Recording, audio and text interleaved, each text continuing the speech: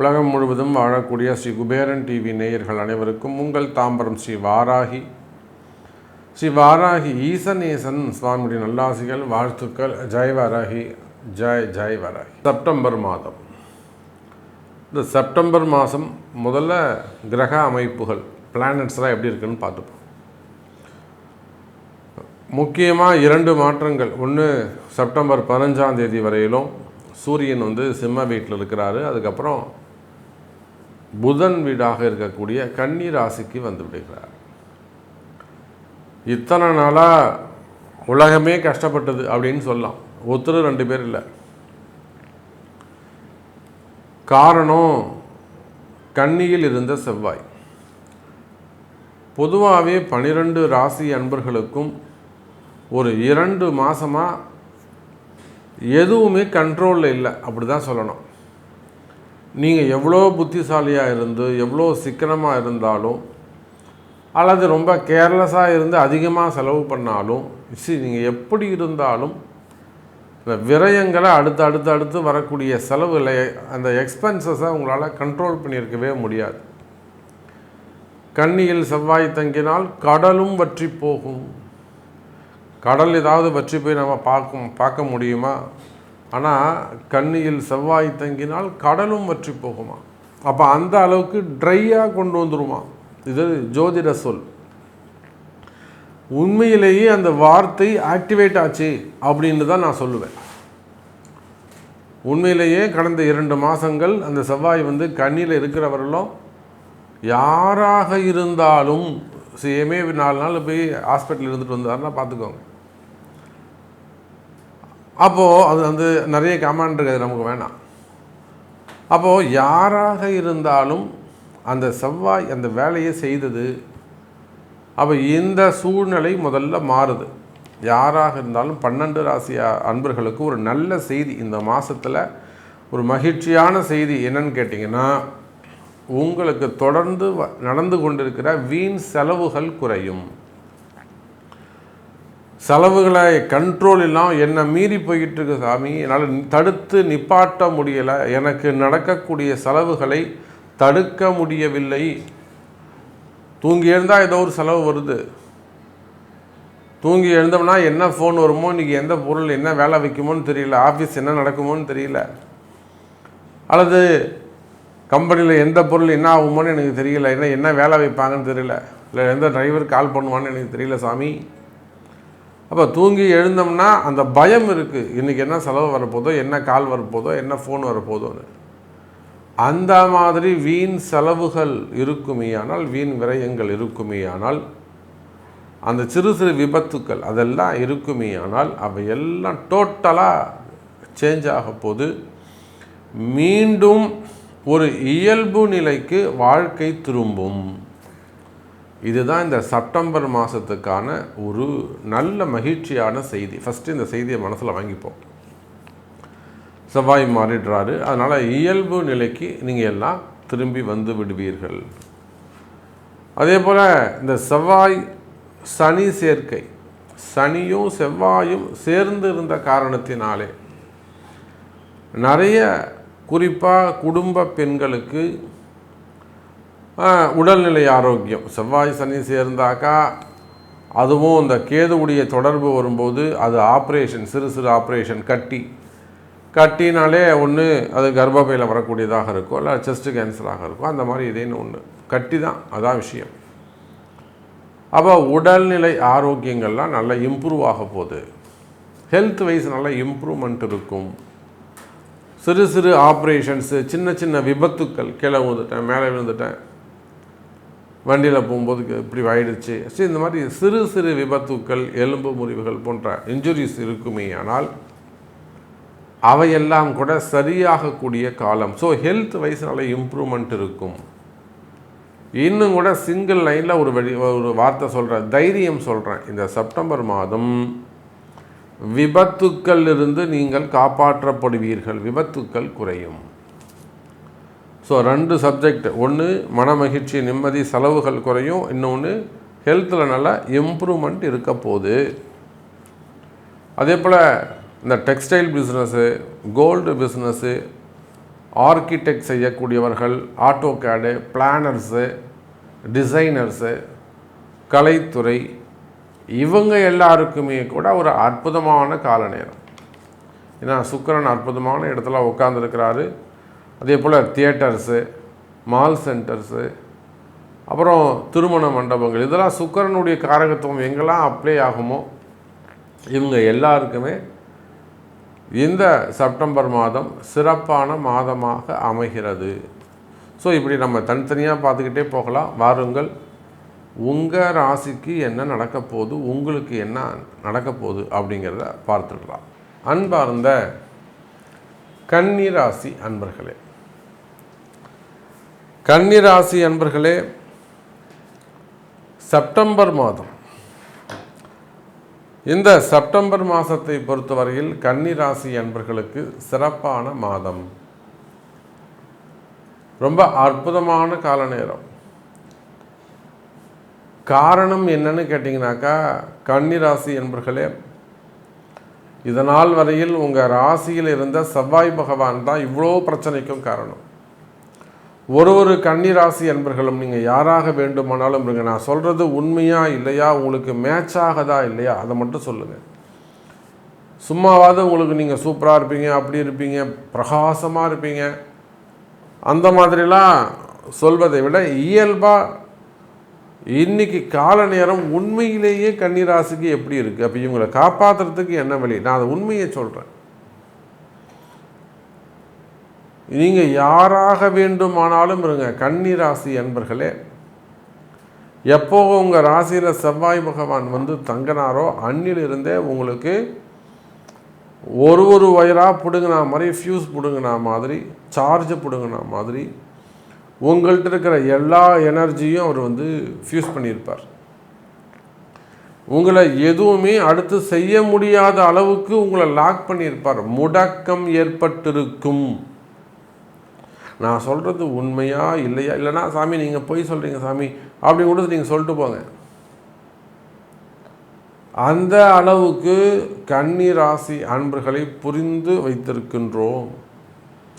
ஏன்னா நிறைய கன்னிராசி அன்பர்கள் மனப்பூர்வமாக, மனம் உவந்து, ரொம்ப ஒரு டெடிக்கேஷனாக, சாமி நீங்கள் தான் இந்த மாதிரி ஒருத்தரை கரெக்டாக சொல்லி நான் பார்த்தது கிடையாது, இவ்வளோ அக்யூரேட்டாக சொல்லி நான் பார்த்தது கிடையாது சாமி, அப்படியே சொல்கிறீங்க.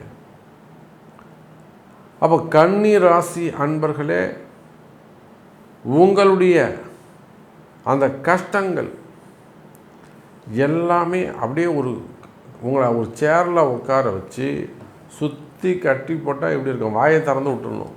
நீங்கள் மாட்ட புலம்பிக்கிட்டு இருக்கலாம், என்னால் முடியலையே, கட்டி போடுங்க, அவுத்து போடுங்க, அங்கே போனோம் இங்கே போனோம், நான் இதை செய்யணும், கமிட்மெண்ட் இருக்குது, பிள்ளைங்களை காப்பாற்றணும், எனக்கு வருமானம் இல்லையே, கடவுளே நீ இருக்கியா இல்லையா,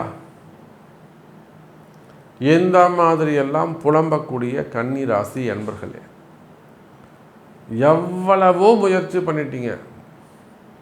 இந்த கன்னிராசியை மாதிரி ஒரு கடுமையாக உழைக்கக்கூடிய ஒரு அன்பர்கள் வேறு யாருமே கிடையாது. நல்லா கடுமையாக வேலை செய்வாங்க, கடுமையாக உழைப்பாங்க, புரியுதுங்களா, கடுமையாக உழைப்பாங்க. ஆனாலுமே கூட அவங்களுக்கு வெற்றி இருக்கான்னு கேட்டால் இல்லை. அப்போ அந்த அளவுக்கு கஷ்டப்படக்கூடிய கன்னிராசி அன்பர்களை யாராக வேண்டுமானாலும் இருங்க. காவல்துறை அதிகாரிகளாக இருக்கலாம், குறிப்பாக காவல்துறை அதிகாரிகள், ஒரு சில அரசியல் தலைவர்கள், மினிஸ்டர்ஸாக சார் பண்ணாமல் இந்த கன்னிராசியில் ஒரு மிகப்பெரிய மினிஸ்டர், நீங்கள் அந்த மாவட்டம் சொன்னாலே, அந்த ஊர் பேரை சொன்னாலே நீங்கள் ஆளை கண்டுபிடிச்சிருவீங்க, நாளைக்கு வம்பா போயிடும். அவர் மிகப்பெரிய ஒரு மினிஸ்டர் லைவில் இருக்கிறாரு, கொடி கட்டி பிறக்கிறாரு. அவரு தான் கிட்டத்தட்ட ஒரு 20-30 ஆண்டுகளாக எந்த எலெக்ஷன் வச்சாலும் அவர் தான், இப்பயும் அவர் தான் ஜெயிச்சுட்டு வராரு. ஆனால் அவரையே கரெக்டாக எடுத்து ஃபோக்கஸ் பண்ணி ஒரு அவப்பெயரை ஏற்படுத்துகிறாங்க. அவர் செய்கிற தவறுகளை எடுத்து சுட்டி காட்டுறாங்க. உண்மையிலேயே அவர் தப்பு பண்ணியிருக்கிறார். கன்னிராசி பெரிய மினிஸ்டர், பொறுப்பில் இருக்கக்கூடியவங்க, அப்போது அரசு அதிகாரத்தில் இருந்தாலும் எல்லாம் உங்கள்கிட்ட இருந்தாலுமே கூட எதிரிகளுடைய தொந்தரவு. அப்போ கன்னி ராசிக்கு என்ன பிரச்சனை? யாருன்னே தெரியல சார், எங்கேருந்து வந்தானே தெரியல, கண்ணில் விரல விட்டு ஆட்டுறான், நிம்மதியாக தூங்க விட மாட்டுறான். நானும் அவனுக்கு இங்கே வாடா, அவனுக்கு என்ன வேணுமோ வச்சுக்கூடா, இம்சை பண்ணாதடான்னு சொல்லி பார்த்துட்டேன், கேட்கவே மாட்டேங்கிறான். அப்போ உலகம் முழுவதும் வாழக்கூடிய கன்னி ராசி அன்பர்களே, எதிரிகளால் வரக்கூடிய தொந்தரவுகள், எதிரிகளால் வரக்கூடிய பிரச்சனைகள், அந்த எதிரி ரொம்ப நார்மலாக இருப்பான், நீங்கள் எங்கேயோ இருப்பீங்க, மலைக்கும் ஒரு டூ வீலருக்குமான அமைப்பாக இருக்கும். உங்களுடைய எதிரிகள் உங்களுக்கு சமமானவன் அல்ல, ஆனால் அவன் உங்கள் கண்ணில் ஒரு மண்ணள்ளி போட்ட கதையாக தூங்க விடாமல் பண்ணிவிடுவான். அதுபோல் எதிரிகளுடைய தொந்தரவு அதிகமாக உள்ளதா, அல்லது தொழில் முடக்கம், வருமானமே இல்லை சாமி, அப்படி இல்லை வேலைக்கு போகிறீங்க, ஜாபாக இருக்கீங்க, இல்லை இப்படி கூட சொல்லலாம், ஏதோ வருமானம் வருது சாமி, இல்லைன்னு சொல்லக்கூடாது, ஸ்டாண்டர்டு இன்கம் வச்சுருக்கேன், ஆனால் அது சுத்தமாக பத்த மாட்டேங்குது, அந்த வருமானம் குடும்பம் நடத்துறதுக்கு பத்த மாட்டேன், நமக்கு இருக்கிற செலவுக்கு கமிட்மெண்ட்டுக்கு அது போத மாட்டேங்குது. அப்போ வருமான பற்றாக்குறை, தொழில் முடக்கம், வருமான முடக்கம். இன்னும் சொல்லப்போனால் ஒரு சில கன்னி ராசி அன்பர்களுக்கு இடப்பிரச்சனைகள், இடதோஷங்கள், செய்வினை கோளாறுகள், செய்வினை கோளாறுகள். சார் எத்தனை பேர் சார் போய் வேண்டுமா? அதில் ஒரு தெய்வம் கூடமா சார் காத்து? இந்த சிறு சிறு தெய்வங்கள்லாம் ரொம்ப சூப்பராக ஆக்டிவேட் ஆகும், அது உங்களுக்கு தெரியாது. சிறு தெய்வங்கள் கேட்ட உடனே வரத்தை கொடுத்துரும், அதுதான் சிறு தெய்வங்கள், அது சிறப்பு. அது ஊரில் சின்ன சின்ன மாரியம்மன் கோயில் இருக்குது பார்த்தீங்களா, செல்லியம் கோயில், மாரியம்மன் கோயில், இதெல்லாம் ஈஸியாக ஆக்டிவேட் ஆகும். அப்போ உங்களுடைய எதிரிகளால் வரக்கூடிய தொந்தரவுகள், செய்வினை கோளாறுகள், எனக்கு என்னன்னே தெரியல சாமி, உடம்பு இப்படி பிரச்சனையாக இருக்குது, வீடே ஒரு பிரச்சனையாக இருக்குது, என்னன்னே கண்டுபிடிக்க முடியல, யார்கிட்ட சொன்னாலும், நம்ம வீட்டில் சொன்னால் கூட நம்ப மாட்டேங்கிறாரு, திட்டுறாரு. அப்போ இந்த மாதிரியெல்லாம் சொல்லக்கூடிய இடப்பிரச்சனைகளாக இருக்கலாம், இட தோஷங்களாக இருக்கலாம், செய்வினை கோளாறுகளாக இருக்கலாம், தொழில் போட்டிகள், தொழில் பிரச்சனைகள், வம்பு வழக்குகள், சொத்து பிரச்சனைங்க, சொத்து பிரச்சனைகள், வழி பிரச்சனைகள், பாக பிரிவினையால் வரக்கூடியது, பூர்வீக சொத்து சம்பந்தப்பட்டது, பதவி போட்டிகள், கடன் சுமைகள், கடன் பிரச்சனைகள். அப்போ மெயினாக வருமான பற்றாக்குறைகள், பிஸ்னஸ் லாக் ஆகிருக்கிறது, பிஸ்னஸ் இன்வெஸ்ட்மெண்ட் லாக் ஆகிருக்கிறது, அல்லது இன்கம் லாக் ஆகிருக்கிறது. இந்த மாதிரி முடக்கம் ஏற்பட்டிருக்குமே, ஆனால் ஃபஸ்ட்டு உங்களுக்கு அந்த முடக்க உடைக்கணும். அந்த தடை எதுவோ அந்த தடையை நீக்க வேண்டும். அந்த தடையை நீக்கினாதான் நீங்கள் வாழ்க்கையில் நிம்மதியாக முன்னேற முடியும், நல்ல எதிர்காலம் அமையும். ஒரு நாள் வாழ்ந்தாலும் நிம்மதியாக வாழணும், இவ்வளோதான் விஷயம். ஒரு நாள் வாழ்ந்தாலும் நிம்மதியாக வாழணும். அப்போ கன்னி ராசி என்பர்களே, உங்களுக்கு இருப்பது அந்த கண்டகச்சனி, ரெண்டாவது ராசியில் இருந்த செவ்வாயால் வந்த பிரச்சனை. முதல்ல கன்னி ராசிக்கு ஏன் இந்த பிரச்சனை வருதுன்னு ஒரு ஜோதிடர் கரெக்டாக கண்டுபிடிக்கணும். அப்புறம்தான் அவன் உங்களுக்கு இந்த அளவுக்கு அழகாக தெளிவாக சொல்ல முடியும். சும்மாவது கன்னி ராசி நண்பர்களை சூப்பராக இருப்பாங்க நம்ம நம்பின்னு உட்காந்துருக்க முடியாது. இல்லை உண்மையிலே அப்படி அவங்க சந்தோஷமாக இருக்காங்களான்னு கேட்டால் அதுவும் கிடையாது. அப்போது உங்கள் பிரச்சனைகள் என்ன என்பது எனக்கு தெரியும். அதுக்கு தீர்வும் ஓரளவுக்கு என்னால் கண்டுபிடிக்க முடியும். உங்கள் பிரச்சனைகள் தீர உங்கள் பிறப்பு ஜாதகம்தான் பேசும். நமச்சிவாயம். ஸ்ரீ குபேரன் டிவியை பார்த்தமைக்கு நன்றிகள். மேலும் இது போன்ற தகவல்களை தெரிந்து கொள்ள ஸ்ரீ குபேரன் டிவியை சப்ஸ்கிரைப் செய்யுங்கள். மறக்காமல் பெல் ஐக்கானை கிளிக் செய்யுங்கள்.